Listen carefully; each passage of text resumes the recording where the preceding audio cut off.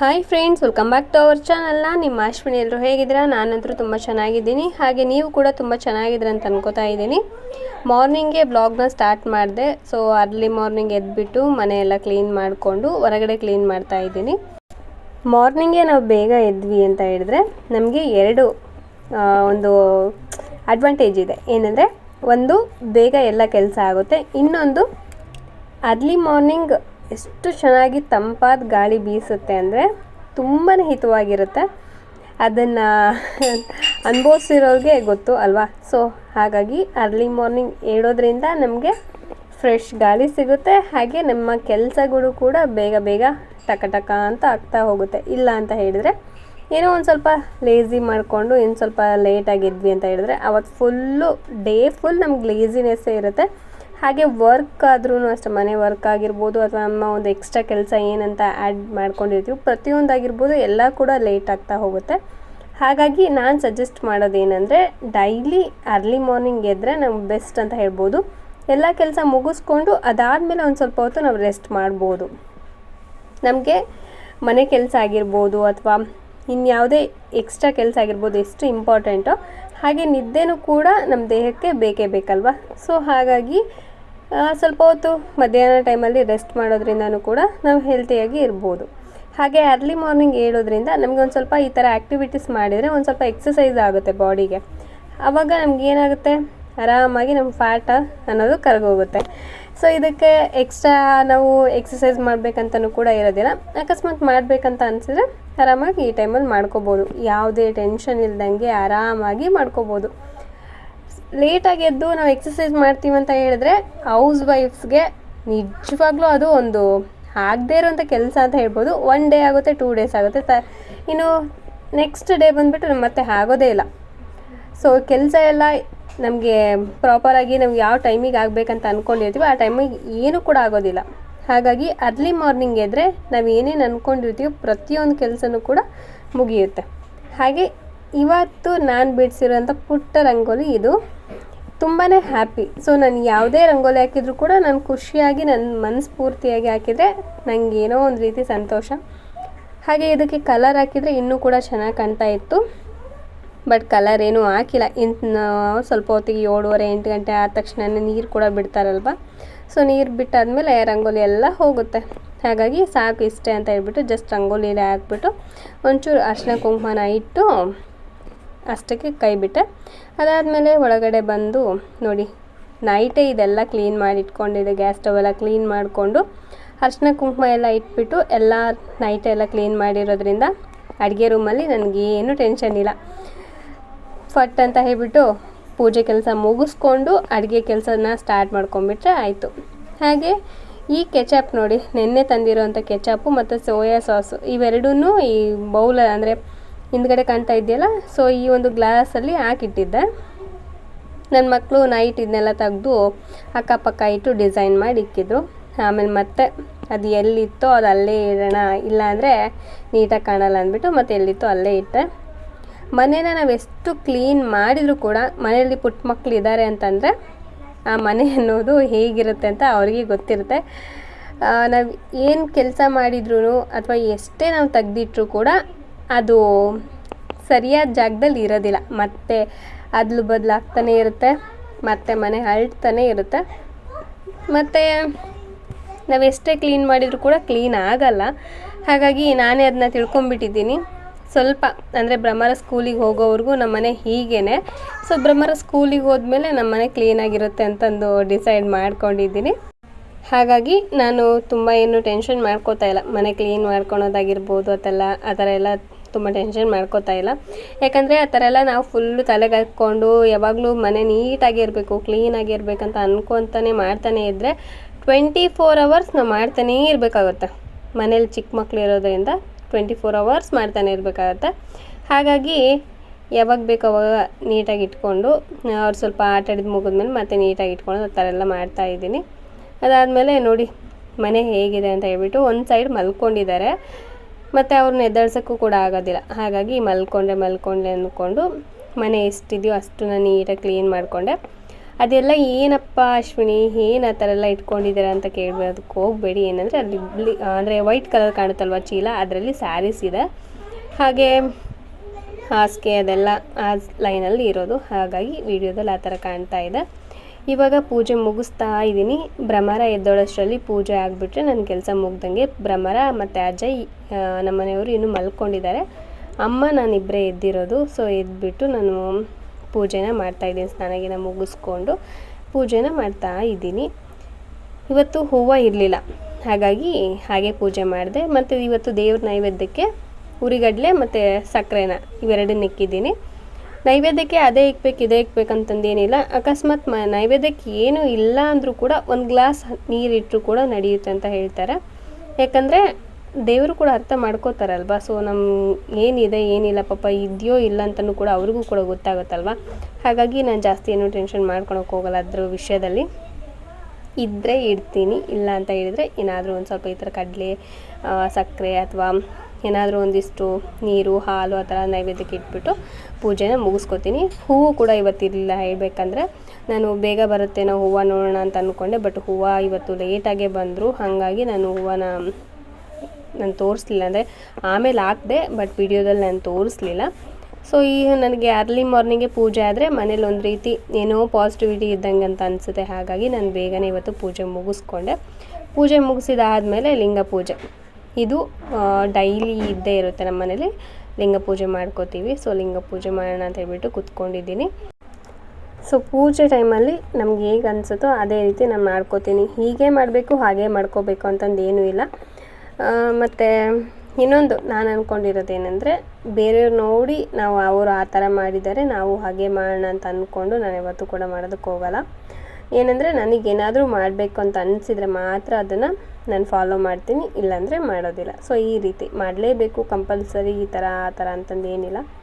So ನನಗೇನು ಅನಿಸುತ್ತೋ ಅದನ್ನು ಮಾಡ್ಕೋತೀನಿ. ಪೂಜೆ ಆಗಿರ್ಬೋದು ಅಷ್ಟೇ, ಎಕ್ಸ್ಟ್ರಾ ನಾನು ಯಾವ ಥರನಾದರೂ ಈ ಥರ ಮಾಡಬೇಕು ಅಂತ ಹೇಳಿ ನನ್ನ ಮೈಂಡಲ್ಲಿ ಬಂದರೆ ಮಾತ್ರ ಮಾಡ್ತೀನಿ, ಇಲ್ಲಾಂದರೆ ಮಾಡೋದಿಲ್ಲ. ಸೊ ಈ ರೀತಿ ಇರುತ್ತೆ ನನ್ನ ಪೂಜೆ ಮೆಥಡು. ಇದಾದಮೇಲೆ ಸ್ವಲ್ಪ ಹೊತ್ತು ಬುಕ್ ಓದೋದು. ಬುಕ್ ಅಂದರೆ ತುಂಬ ವೆರೈಟಿ ಬುಕ್ಸ್ನೆಲ್ಲ ತಂದು ಇಟ್ಕೊಂಡಿರ್ತೀನಿ ನಾನು. ಪೂಜೆ ಬುಕ್ಸ್ ಆಗಿರ್ಬೋದು, ಅಥವಾ ವ್ರತದ ಬುಕ್ ಆಗಿರ್ಬೋದು, ಅಥವಾ ಡೈಲಿ ಯಾವ ರೀತಿ ಶ್ಲೋಕ ಹೇಳೋದಂತನಾದರೂ ಆಗಿರ್ಬೋದು, ಇಲ್ಲ ಅಂತ ಹೇಳಿದರೆ ಸಾಯಿ ಸಚ್ಚರಿತೆ ಆ ಥರ ಎಲ್ಲ ಬುಕ್ಸ್ ಎಲ್ಲ ತಂದು ಇಟ್ಕೊಂಡಿದ್ದೀನಿ. ಆ ರೀತಿ ಬುಕ್ಸ್ನ ಓದೋದು ನಂಗೆ ತುಂಬ ಖುಷಿ ಅಂತ ಅನಿಸುತ್ತೆ. ಸೊ ತುಂಬ ಒಂದು ರೀತಿ ಏನೋ ಗೊತ್ತಿಲ್ಲ, ಇನ್ನೂ ಓದಬೇಕಂತ ಅನಿಸುತ್ತೆ. ಹಾಗಾಗಿ ನಾನು ಬುಕ್ ಓದೋದಕ್ಕೆ ಏನಾದರೂ ಕೂತ್ಕೊಂಡೆ ಅಂದರೆ ಆಲ್ಮೋಸ್ಟು ಶ್ಲೋಕ ಏನಾದರೂ ಹೇಳೋದಕ್ಕೆ ಕೂತ್ಕೊಂಡೆ ಬುಕ್ ಓದ್ಕೊಂಡು ಅಂತ ಅಂದ್ಕೊಂಡ್ರೆ ಆಲ್ಮೋಸ್ಟ್ ಒಂದು 10 to 11 ಈ ಥರ ಶ್ಲೋಕಸ್ನ ಹೇಳ್ಕೊತಾ ಹೋಗ್ತೀನಿ. ಅಂದರೆ ಶಿವ ಶತನಾಮಾವಳಿ ಆಗಿರ್ಬೋದು, ಅಥವಾ ವಿಘ್ನೇಶ್ವರನ ಶ್ಲೋಕಗಳಾಗಿರ್ಬೋದು, ಅಥವಾ ಜಾಸ್ತಿ ಅಂದರೆ ಶಿವನ ಒಂದು ಶ್ಲೋಕನೇ ನಾನು ಜಾಸ್ತಿ ಹೇಳ್ತೀನಿ. ಮತ್ತು ಶಿವನ ಅಷ್ಟೋತ್ರ, ಅದಾದಮೇಲೆ ತ್ರಿದಳಂ ತ್ರಿಗುಣಾಕಾರಂ ಅದನ್ನು ಹೇಳ್ಕೊತೀನಿ. ಇಲ್ಲಾಂದರೆ ಆಮೇಲೆ ಲಕ್ಷ್ಮೀದೇವಿ ಶ್ಲೋಕಗಳನ್ನ, ಈ ಥರ ಶ್ಲೋಕಗಳನ್ನ ಹೇಳ್ತಾ ಇರ್ತೀನಿ. ಅದು ನಂಗೆ ತುಂಬ ಇಷ್ಟ, ಎಷ್ಟು ಹೇಳಿದ್ರು ಕೂಡ ಸಾಲದು ಅಂತ ಅನಿಸುತ್ತೆ. ಹಾಗಾಗಿ ನಾನು ಅದನ್ನು ಹೇಳ್ಕೊತಾ ಇರ್ತೀನಿ. ನಾರ್ಮಲಾಗಿ ಪೂಜೆ ಮಾಡೋ ಟೈಮಲ್ಲಿ ಕೂಡ ಅದನ್ನು ಹೇಳ್ತಾ ಇರ್ತೀನಿ. ಪೂಜೆ ಮುಗ್ದಾದ್ಮೇಲೆ ಈ ಥರ ಬುಕ್ ಓದೋದು ಅದೊಂದು ರೀತಿ ನನಗೆ ಹ್ಯಾಬಿಟ್ ಅಂತ ಹೇಳ್ಬೋದು. ಸೊ ಹಾಗಾಗಿ ಅದನ್ನು ಕೂಡ ನಾನು ಮಾಡ್ಕೋತಾ ಇರ್ತೀನಿ. ಇದೇನು ಹೊಸ್ದಾಗಂತಂದು ಏನಲ್ಲ, ಇದು ನನಗೆ ರೆಗ್ಯುಲರಾಗಿ ನಾನು ವೀಡಿಯೋಸ್ ನೋಡ್ತಾ ಇರೋರಿಗೆ, ಮೊದಲಿಂದನೂ ಕೂಡ ನೋಡ್ಕೋತಾ ಬಂದಿರೋರಿಗೆ ಗೊತ್ತಿರುತ್ತೆ ನಾನು ಯಾವ ರೀತಿ ನಾನು ಪೂಜೆ ಮಾಡ್ಕೋತೀನಿ, ಹಾಗೆ ನಾನು ಪೂಜೆ ಆದಮೇಲೆ ಏನೇನೆಲ್ಲ ಮಾಡ್ತೀನಿ ಅನ್ನೋದು. ಸೊ ಆ ಥರ. ಅದಾದಮೇಲೆ ನೆಕ್ಸ್ಟ್ ಇವಾಗ ಟಿಫನ್ ಮಾಡಿಬಿಟ್ರೆ ನನಗೆ ಒಂದು ಸ್ವಲ್ಪ ಪಾರ್ಸಲ್ ಎಲ್ಲ ಇದ್ದವು, ಅದನ್ನು ಕೂಡ ನಾನು ಪ್ಯಾಕಿಂಗ್ ಮಾಡೋದಿದೆ. ಇವತ್ತು ಬೇಗನೆ ಇದ್ದಿರೋದ್ರಿಂದ ಎಲ್ಲ ಕೆಲಸನೂ ಕೂಡ ಬೇಗನೆ ಮುಗಿಸ್ಬೇಡ ಇವತ್ತು ಅಂದ್ಕೊಂಡು ಎಲ್ಲ ಕೆಲಸನೂ ಕೂಡ ಫಾಸ್ಟಾಗಿ ಮಾಡ್ಕೋತಾ ಇದ್ದೀನಿ. ಟಿಫನ್ ಕೆಲಸ ಮುಗೀತು ಅಂದರೆ ನನಗೆ 50% ಕೆಲಸ ಮುಗ್ದಂಗೆ. ಇದಾದಮೇಲೆ ನಾನು ಆರಾಮಾಗಿ ಕೂತ್ಕೊಂಡು ಪ್ಯಾಕಿಂಗ್ ಕೆಲಸ ಮಾಡ್ಕೋಬೋದು. ಹಾಗೆ ಮನೆ ಕೆಲಸ ಏನಾದರೂ ಎಕ್ಸ್ಟ್ರಾ ಇದ್ದರೆ ಅದನ್ನೆಲ್ಲ ಮಾಡ್ಕೋಬೋದು. ಹಾಗಾಗಿ ಇವಾಗ ಫಸ್ಟು ಟಿಫನ್ ಕೆಲಸ ಮುಗಿಸ್ತಾ ಇದ್ದೀನಿ. ಸೊ ಇವತ್ತು ಟಿಫನಿಗೆ ಬಂದುಬಿಟ್ಟು ಪುಳಿಯೋಗರೆ ಮಾಡ್ತಾಯಿದ್ದೀನಿ.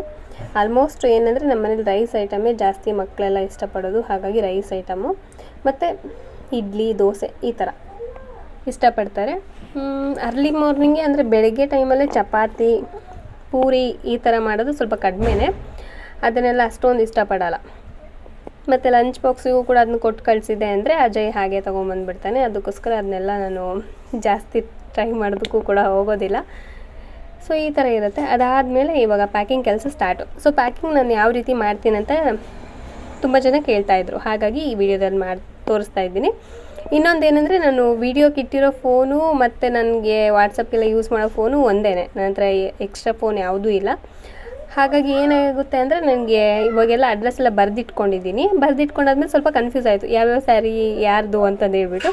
ಅದಾದಮೇಲೆ ಸ್ವಲ್ಪ ಯೋಚನೆ ಮಾಡಿ ಕರೆಕ್ಟಾಗಿ ಎಲ್ಲ ಜೋಡಿಸ್ಕೊಂಡೆ. ಇದು ಪ್ಯಾಕಿಂಗ್ ಕವರ್ ಬಂದುಬಿಟ್ಟು ನಾನು ಅಮೆಝಾನಲ್ಲಿ ತರಿಸ್ಕೊಂಡಿದ್ದು. ಕೊರಿಯರ್ ಪ್ಯಾಕಿಂಗ್ ಕವರ್ ಅಂತ ಒಂದು ನೋಡಿದರೆ ನಮಗೆ ಕೊರಿಯರ್ ಪ್ಯಾಕಿಂಗ್ ಕವರ್ಸ್ ಎಲ್ಲ ತೋರಿಸ್ತಾರೆ. ಸೊ ಅದರಲ್ಲಿ ಏನಂದರೆ ಮೇನು ಎಕ್ಸ್ಟ್ರಾ ನಾವು ಅಂದರೆ ಇವಾಗ ಅಡ್ರೆಸ್ ಎಲ್ಲ ಬರೆದಿಕ್ಕೋದಕ್ಕೆ ಒಂದು ಪೌಚ್ ಥರ ಬರುತ್ತೆ ಈ ಒಂದು ಪ್ಯಾಕಿಂಗ್ ಕವರಲ್ಲಿ. ಕೆಲವೊಂದು ಪ್ಯಾಕಿಂಗ್ ಕವರಲ್ಲಿ ಅದು ಬರೋದಿಲ್ಲ, ಹಾಗಾಗಿ ಅದನ್ನು ನೋಡಿಕೊಂಡು ಪರ್ಚೇಸ್ ಮಾಡೋದು ಬೆಸ್ಟು. ಮತ್ತು ಅದು ಪ್ಯಾಕಿಂಗ್ ಕವರ್ ಒಳಗಡೆ ನಾವು ಸ್ಲಿಪ್ ಇಕ್ತಾ ಇರ್ತೀವಲ್ವ, ಸೊ ಈ ಥರ ಅಡ್ರೆಸ್ ಎಲ್ಲ ಬರೋದು ಅದರಲ್ಲೇ ನಮಗೆ ಒಂದು ಪ್ಲಾಸ್ಟರ್ ಕೊಟ್ಟಿರ್ತಾರೆ, ಸೊ ಟೇಪ್ ಥರ. ಅದನ್ನು ತೆಗೆದುಬಿಟ್ಟು ನಮಗೆ ನೀಟಾಗಿ ಪ್ಲಾಸ್ಟರ್ ಅಂದರೆ ನೀಟಾಗಿ ಗಮ್ ಹಾಕ್ಬೋದು, ಅಂದರೆ ಹಚ್ಬೋದು. ಆದರೂ ಕೂಡ ಸೇಫ್ಟಿ ಅಂದರೆ ಮೇಲ್ಗಡೆ ಮತ್ತೆ ಇನ್ನೊಂದು ಸಲ ನಾವು ಪ್ಲಾಸ್ಟರ್ ಹಾಕೋದು ತುಂಬ ಸೇಫ್ಟಿಯಾಗಿರುತ್ತೆ. ಯಾಕಂದರೆ ತುಂಬ ದೂರ ಇರುತ್ತೆ ಊರುಗಳು. ಸೊ ಪ್ಯಾಕಿಂಗ್ ಹೋಗಬೇಕಂದ್ರೆ ಒಂದು ಸ್ವಲ್ಪ ಸೇಫ್ಟಿಯಾಗಿ ನಾವೆಲ್ಲ ನೀಟಾಗಿ ಪ್ಯಾಕಿಂಗ್ ಎಲ್ಲ ಮಾಡಿ ಪ್ಲಾಸ್ಟರ್ ಗೀಸ್ಟರ್ ಎಲ್ಲ ನೀಟಾಗಿ ನಾವು ಪ್ಯಾಕಿಂಗ್ ಮಾಡ್ಕೊಂಡ್ಬಿಟ್ರೆ ತುಂಬಾ ಬೆಸ್ಟು. ಸೊ ಅರ್ಜೆಂಟ್ ಮಾಡೋದಕ್ಕಿಂತ ಒಂದು ಸ್ವಲ್ಪ ಹೊತ್ತು ಟೈಮ್ ಎಕ್ಸ್ಟ್ರಾ ಆದರೂ ಪರವಾಗಿಲ್ಲ, ನೀಟಾಗಿ ಪ್ಯಾಕಿಂಗ್ನ ಮಾಡ್ತಾ ಇರ್ತೀನಿ ನಾನು. ಸೊ ಈ ಥರ ಪ್ಯಾಕಿಂಗ್ ಮಾಡ್ತಾಯಿದ್ದೀನಿ. ಜಸ್ಟ್ ಹಾಗೆ ಸ್ಯಾಂಪಲಿಗೋಸ್ಕರ 3 ಪ್ಯಾಕಿಂಗ್ಸ್ ಅಷ್ಟೇ ಇವತ್ತು ನಾನು ತೋರಿಸ್ತಾ ಇದ್ದೀನಿ. ಪ್ಯಾಕಿಂಗ್ ಆದಮೇಲೆ ಆಲ್ಮೋಸ್ಟ್ ಇವಾಗ ಪ್ಯಾಕಿಂಗಲ್ಲೇ ನಿಮಗೆ ಗಮ್ ಇರುತ್ತೆ, ಅದು ಪ್ಲಾಸ್ಟರ್ ಥರ ಹಾಕಿದರೂ ಕೂಡ ಬೆಸ್ಟ್ ಅಂದರೆ ಈ ಥರ ನೀವು ಮೇಲ್ಗಡೆ ಟೇಪ್ ಹಚ್ಚೋದು ಬೆಸ್ಟು. ಯಾಕಂತಂದರೆ ಸೇಫ್ಟಿಯಾಗಿರುತ್ತೆ ಅನ್ನೋ ಒಂದು ಕಾರಣಕ್ಕೆ ನಾನು ಮೇಲ್ಗಡೆ ಟೇಪ್ ಕೂಡ ಹಾಕ್ತೀನಿ. ಬ್ರೌನ್ ಟೇಪ್ ಯೂಸ್ ಮಾಡ್ತಾಯಿದ್ದೀನಿ. ಸೊ ಒಂದೊಂದು ಸಲ ಎರಡೆರಡು ಟೇಪ್ ಹಾಕ್ತೀನಿ, ಯಾಕಂದರೆ ಸ್ವಲ್ಪ ಗ್ಯಾಪ್ ಇರುತ್ತಲ್ವ ನಾವು ಸ್ಲಿಪ್ ಇಕ್ಕಿರೋದಕ್ಕೂ ಮತ್ತು ಮೇಲ್ಗಡೆ ಪ್ಯಾಕಿಂಗ್ ಕವರ್ಗೂ ಕೂಡ, ಆವಾಗ 2 ಟೇಪ್ ಹಾಕ್ತೀನಿ.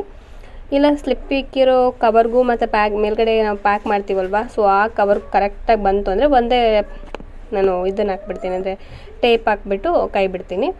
ಇದಾದಮೇಲೆ ಇದಕ್ಕೆ ಮತ್ತೆ ಟ್ರ್ಯಾಕಿಂಗ್ ಕವರ್ಸ್ ಅಂದರೆ ಟ್ರ್ಯಾಕಿಂಗ್ ನಂಬರ್ ಎಲ್ಲ ಹಚ್ಚಬೇಕು. ಇದನ್ನು ನಮಗೆ ಪೋಸ್ಟ್ ಆಫೀಸಲ್ಲೇ ಕೊಟ್ಟಿದ್ರು, ಯಾಕಂದರೆ ರೆಗ್ಯುಲರಾಗಿ ನಾವು ಈ ಥರ ಕೊರಿಯರ್ಸ್ನ ತೊಗೊಂಡು ಹೋಗ್ತಾ ಇರೋದ್ರಿಂದ ಅವರೇ ನಮಗೆ ಇದನ್ನು ಪ್ರೊವೈಡ್ ಮಾಡ್ತಾರೆ ಟ್ರ್ಯಾಕಿಂಗ್ ನಂಬರ್ನ. ಸೊ ಟ್ರ್ಯಾಕಿಂಗ್ ನಂಬರ್ನೆಲ್ಲ ಹಚ್ಬಿಟ್ಟು ಇದು ಒಂದು ಎಕ್ಸ್ಟ್ರಾ ಕೆಲಸ ಏನಂದರೆ ದಾರ ಕಟ್ಟೋದು, ಇದನ್ನೊಂದು ಹೇಳಿದ್ದಾರೆ. ಸೊ ಇದನ್ನು ಕೂಡ ಮಾಡ್ಕೊಂಡು ಬನ್ನಿ, ಇಲ್ಲಾಂದರೆ ನಾವು ತೊಗೊಳಲ್ಲ ಅಂತ ಹೇಳಿದರು. ಒಂದು ಸಲ ನಿಮಗೆ ವಿಡಿಯೋ ಮಾಡಿ ತೋರಿಸಿದ್ನಲ್ವ, ಸೊ ಅದೇ ಪೋಸ್ಟ್ ಆಫೀಸಲ್ಲೇ. ನಮಗೆ ಇನ್ನೊಂದು ಪೋಸ್ಟ್ ಆಫೀಸ್ ಇದೆ, ಹೆಡ್ ಆಫೀಸು, ಅದು ನಮ್ಮ ಮನೆಯಿಂದ ಸ್ವಲ್ಪ ತುಂಬಾ ದೂರ ಆಗುತ್ತೆ. ಹೋಗೋಕ್ಕೂ ಬರೋಕ್ಕೂ ಮತ್ತು ನಮ್ಗೆ ಚಾರ್ಜು ಅದೆಲ್ಲ ತೊಗೊಂಡ್ರೆ ನಮ್ಗೆ ಇನ್ನೂ ಎಕ್ಸ್ಟ್ರಾ ಆ್ಯಡ್ ಆಗುತ್ತೆ, ಅಮೌಂಟ್ ಎಲ್ಲ ಎಕ್ಸ್ಟ್ರಾ ಜಾಸ್ತಿ ಆಗಿಬಿಡುತ್ತೆ. ಹಾಗಾಗಿ ಇಲ್ಲೇ ಏನಾದರೂ ಸ್ವಲ್ಪ ಇದ್ದರೆ ಇಲ್ಲೇ ಕೊಡ್ತೀವಿ. ಜಾಸ್ತಿ ಏನಾದರೂ ಇತ್ತು ಅಂದರೆ ಕೊರಿಯರ್ ಇದ್ದರೆ ಅಲ್ಲಿಗೆ ತೊಗೊಂಡೋಗ್ತೀವಿ. ಸೊ ನೋಡಿಕೊಂಡು ತೊಗೊಂಡೋಗ್ತೀವಿ. ಸೊ ಇದೆಲ್ಲ ಆದಮೇಲೆ ಈಗ ಬಟ್ಟೆ ವಾಶ್ ಮಾಡಬೇಕು. ಸೊ ಬಟ್ಟೆ ಎಲ್ಲ ನೆನೆ ಇಕ್ಕಿದ್ವಿ, ಇವಾಗ ಅದನ್ನು ತೊಗೊಂಡೋಗ್ತಾ ಇದ್ದೀನಿ. ಇವಾಗ ಅದನ್ನೆಲ್ಲ ತೊಗೊಂಡೋಗಿ ಹೊರಗಡೆ ಇಟ್ಟು ನೀರು ತುಂಬಬೇಕು. ನೀರು ತುಂಬಿಟ್ಟು ಬಟ್ಟೆ ಎಲ್ಲ ವಾಶ್ ಮಾಡಾಕ್ಬಿಟ್ರೆ ಕೆಲಸ ಮುಗ್ದಂಗೆ. ಈ ಟೈಮ್ ಈಗ ಕರೆಕ್ಟಾಗಿ ಹೇಳಬೇಕಂದ್ರೆ 8:30 ಬೆಳಿಗ್ಗೆ 4 ಗಂಟೆಯಿಂದ ಸ್ಟಾರ್ಟ್ ಆಗಿದ್ದು ಈಗ 8:30 8:15. ಸೊ 8:15ಗೆ ನನ್ನ ಕೆಲಸ ಆಲ್ಮೋಸ್ಟ್ ಆಗ್ತಾ ಬಂತು. ಬೇಗ ಬೇಗ ನೀರೆಲ್ಲ ತುಂಬಿಟ್ಟು ಟಿಫನ್ ಮಾಡಿಸ್ಕೊಂಡು ಅಜಯ್ಗೆ ಅವನನ್ನು ಸ್ಕೂಲಿಗೆ ಕರ್ಕೊಂಡು ಹೋಗಿ ಬಿಟ್ಟು ಬಂದುಬಿಟ್ರೆ ಆಲ್ಮೋಸ್ಟ್ ನನ್ನ ಕೆಲಸ ಎಲ್ಲ ಮುಗ್ದಂಗೆ. ಅದಾದಮೇಲೆ ಮನೆಗೆ ಬಂದು ಮತ್ತೆ ಇವಾಗೇನು ಪ್ಯಾಕಿಂಗ್ ಮಾಡಿಕ್ಕಿದ್ದೀನೋ ಅದನ್ನೆಲ್ಲ ತೊಗೊಂಡೋಗಿ ಕೊರಿಯರ್ ಕೊಟ್ಟು ಬರಬೇಕು. ಆಮೇಲೆ ಕೊರಿಯರ್ ಕೊಟ್ಟು ಬಂದಾದಮೇಲೆ ಸ್ವಲ್ಪ ಫೋನ್ ಪ್ರಾಬ್ಲಮ್ ಆಗ್ತಾಯಿದೆ, ಸೊ ಅದನ್ನು ಸ್ವಲ್ಪ ಚೆಕ್ ಮಾಡಿಸೋದು. ಈ ಥರ ಕೆಲವೊಂದಷ್ಟು ಕೆಲಸಗಳು ಕೂಡ ಆ್ಯಡ್ ಆಗ್ತಾ ಹೋಗುತ್ತೆ. ಸೊ ಹೌಸ್ ವೈಫ್ ಆಗಿ ಇದಿಷ್ಟು ನಿಭಾಯಿಸೋದಂದರೆ ತುಂಬ ಕಷ್ಟ. ಬಟ್ ಏನಂದರೆ ನಾವು ಅಂದ್ಕೋಬೇಕಿಲ್ಲ, ನಾನು ನಿಭಾಯಿಸ್ತೀನಿ ಮಾಡ್ಕೋತೀನಿ ಅಂತಂದೆಲ್ಲ ನಾವು ಡಿಸೈಡ್ ಮಾಡಿಕೊಂಡ್ರೆ ನಮ್ಮನ್ನು ನಾವು ಕಾನ್ಫಿಡೆನ್ಸ್ನ ನಾವು ಬೂಸ್ಟ್ ಮಾಡ್ತಾ ಹೋದರೆ ಡೆಫಿನೆಟ್ಲಿ ನಾವು ಯಾವುದೇ ಕೆಲಸ ಆಗಿರ್ಬೋದು ಪ್ರಾಪರಾಗಿ ಎಲ್ಲ ಕೆಲಸನೂ ಕೂಡ ಕ್ಲೀನಾಗಿ ಮುಗಿಸ್ತೀವಿ. ಯಾವುದು ಕೂಡ ಹೆವಿ ಅನಿಸಲ್ಲ. ಸ್ಟಾರ್ಟಿಂಗಲ್ಲಿ ಯಾರಿಗೇ ಆಗಿರ್ಬೋದು ಅದು ಹೆವಿ ಅಂತ ಅನಿಸುತ್ತೆ ವರ್ಕು. ಅದನ್ನೆಲ್ಲ ನಾವು ನೀಟಾಗಿ ಅದನ್ನು ಮ್ಯಾನೇಜ್ ಮಾಡೋದನ್ನ ಕಲ್ತ್ವಿ ಅಂದರೆ ಯಾವುದು ಕೂಡ ಹೆವಿ ಅಂತ ಅನಿಸೋದಿಲ್ಲ. ಸೊ ಅದು ನನ್ನ ಒಂದು ಎಕ್ಸ್ಪೀರಿಯೆನ್ಸು, ಈ ಸ್ಯಾರಿ ಬಿಸ್ನೆಸ್ ಸ್ಟಾರ್ಟ್ ಮಾಡಿದಾಗಿನಿಂದ ನನಗಾಗಿರೋಂಥ ಎಕ್ಸ್ಪೀರಿಯೆನ್ಸು. ಸೊ ಈ ಥರ ಎಕ್ಸ್ಪೀರಿಯೆನ್ಸ್ ಹೊಸದಾಗಿ ಆಗ್ತಾಯಿದ್ರೆ ತುಂಬ ಖುಷಿಯಾಗುತ್ತೆ. ಹಾಗೆ ಕೆಲವೊಂದಷ್ಟು ಬ್ಯಾಡ್ ಎಕ್ಸ್ಪೀರಿಯೆನ್ಸ್ ಕೂಡ ಆಗಿದೆ, ಅದನ್ನೆಲ್ಲ ಇವಾಗ ಶೇರ್ ಮಾಡೋದು ಬೇಡ ಅಂತ ಅಂದ್ಕೊಂಡಿದ್ದೀನಿ. ಗುಡ್ ಎಕ್ಸ್ಪೀರಿಯೆನ್ಸ್ ಅಂದರೆ ಒಳ್ಳೊಳ್ಳೆ ಕಸ್ಟಮರ್ಸ್ ಎಲ್ಲ ಸಿಕ್ಕಿದ್ದಾರೆ, ಒಳ್ಳೆ ರೀತಿ ಸಾಗ್ತಾ ಇದೆ ಬಿಸ್ನೆಸ್ಸು, ಪರವಾಗಿಲ್ಲ, ತುಂಬ ಇದಾಗ್ತಾ ಇಲ್ಲ ಅಂದ್ರೂ ಕೂಡ ನಾರ್ಮಲಾಗಂತೂ ನಡೀತಾ ಇದೆ. ಅದು ಖುಷಿ ಇದೆ ನನಗೆ. ಇವಾಗ ಅಜಯ್ನ ಸ್ಕೂಲಿಗೆ ಕರ್ಕೊಂಡು ಹೋಗ್ತಾ ಇದ್ದೀನಿ. ಸೊ ಇವಾಗ ಇವನನ್ನು ಕರ್ಕೊಂಡೋಗಿ ಅವ್ನ ಸ್ಕೂಲಿಗೆ ಬಿಟ್ಟು ಮನೆಗೆ ಬಂದು ಮತ್ತೆ ಓಡ್ತಾನೇ ಇರಬೇಕು. ಏನು ಮಾಡೋದಕ್ಕಾಗಲ್ಲ, ಜೀವನ ಅಂದ್ರೇ ಓಡೋದು ಅಲ್ವಾ. ಸೊ ಓಡ್ತಾನೇ ಇರೋದು, ಏನು ಮಾಡೋದಕ್ಕಾಗಲ್ಲ. ಸೊ ಇಷ್ಟು ಇವತ್ತಿನ ವಿಡಿಯೋ. ನಿಮ್ಗೆ ಈ ವಿಡಿಯೋ ಇಷ್ಟ ಆಗಿದ್ದರೆ ಲೈಕ್ ಮಾಡಿ, ಶೇರ್ ಮಾಡಿ, ಕಾಮೆಂಟ್ ಮಾಡಿ. ಹಾಗೆ ಸಬ್ಸ್ಕ್ರೈಬ್ ಮಾಡದೆ ನೋಡ್ತಾರೆ ಪ್ಲೀಸ್ ಸಬ್ಸ್ಕ್ರೈಬ್ ಮಾಡ್ಕೊಂಡು ನೋಡಿ. ನಾಳೆ ವಿಡಿಯೋದಲ್ಲಿ ಮತ್ತೆ ಸಿಗ್ತೀನಿ. ಅಲ್ಲಿವರೆಗೂ keep watching my channel. Have A nice day friends. ಇಷ್ಟೊತ್ತು ನಿಮ್ಮ ಅಮೂಲ್ಯವಾದ ಟೈಮ್ನ ನನಗೋಸ್ಕರ ಕೊಟ್ಟಿದ್ದಕ್ಕೆ